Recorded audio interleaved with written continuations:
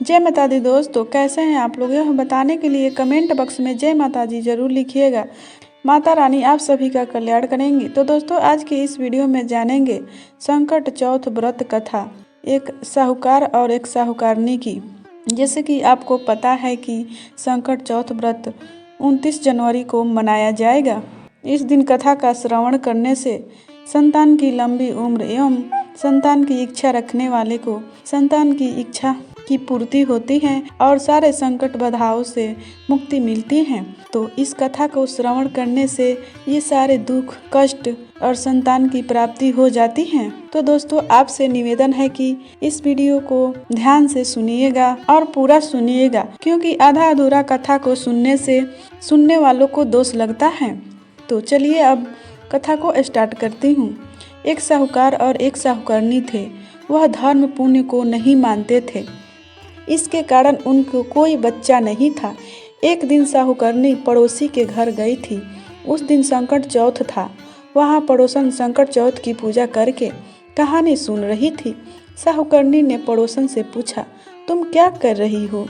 तब पड़ोसन बोली कि आज चौथ का व्रत है, इसलिए कहानी सुन रही हूँ। तब साहूकारनी बोली, चौथ के व्रत को करने से क्या होता है?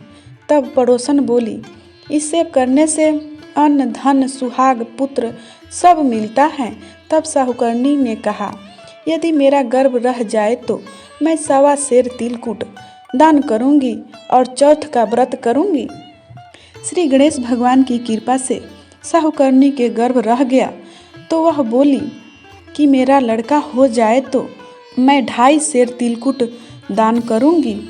कुछ दिन बाद उसको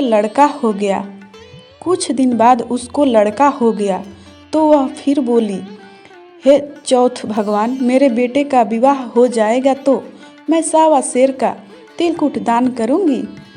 कुछ वर्षों बाद उस बेटे का ब्याह तय हो गया और उसका बेटा विवाह करने चला गया। लेकिन उस साहूकारनी ने कभी भी तिलकुट दान नहीं किया। इस कारण से चौथ देव क्रोधित हो गए और उन शादी मंडप के फेरों से बेटे को उठाकर पीपल के पेड़ पर बिठा दिया। सभी वर को खोजने लगे पर वो नहीं मिला।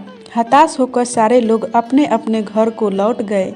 इधर जिधर लड़की से साहूकारनी के लड़के का विवाह होने वाला था, वह अपनी सहेलियों के साथ गणपति भगवान की पूजन करने के लिए जंगल में दूब लेने गई। तभी रास्ते में पीपल के पेड़ से आवाज आई, ओ मेरी अर्धव्याही। यह बात सुनकर जब लड़की घर आई, उसके बाद वह धीरे धीरे सूख कर काटा होने लगी। एक दिन लड़की के माँ ने कहा, मैं तुम्हें अच्छा खिलाती हूँ, अच्छा पहनाती हूँ, फिर तू सूखती जा रही है, ऐसा क्यों?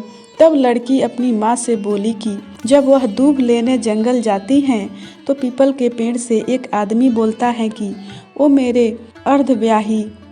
उसने मेहंदी लगा रखी है और सेहरा भी बांध रखा है। तब उनकी माँ ने पीपल के पेड़ के पास जाकर देखा तो उसका जमाई ही था। तब उसकी माँ ने जमाई से कहा, यहाँ क्यों बैठे हैं? मेरी बेटी तो अर्धव्याही कर दी है, अब क्या लोगे?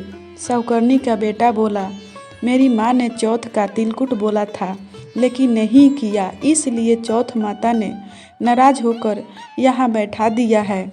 यह सुनकर उसकी माँ साहूकारनी के घर गई और उससे पूछा कि तुमने संकट चौथ का कुछ बोला है क्या? तब साहूकारनी बोली, तिलकुट बोला था दान करने के लिए। उसके बाद साहूकारनी बोली, मेरा बेटा घर आ जाए तो 2.5 मन का तिलकुट दान करूंगी। इससे श्री गणेश भगवान प्रसन्न हो गए और उसके बेटे को फेरों में लाकर बैठा दिया। बेटे का ब्याह धूमधाम से हो गया। जब साहूकारनी के बेटा एवं बहू घर आ गए तब साहूकारनी ने 2.5 मन का तिलकुट दान किया और बोली, हे चौथ देव, आपके आशीर्वाद से मेरे बेटा बहू घर आ गए हैं, जिससे मैं हमेशा तिलकुट दान करके व्रत करूंगी। इसके बाद सारे नगर वासियों ने तिलकुट के साथ संकट चौथ करना प्रारंभ कर दिया। हे संकट चौथ, जिस तरह साहूकारनी को बेटे बेटे बहू से मिलवाया, वैसे ही हम सबको भी मिलवाना। इस कथा को सुनने कहने वालों को भला करना। अगर वीडियो अच्छी लगी तो एक लाइक जरूर कीजिएगा।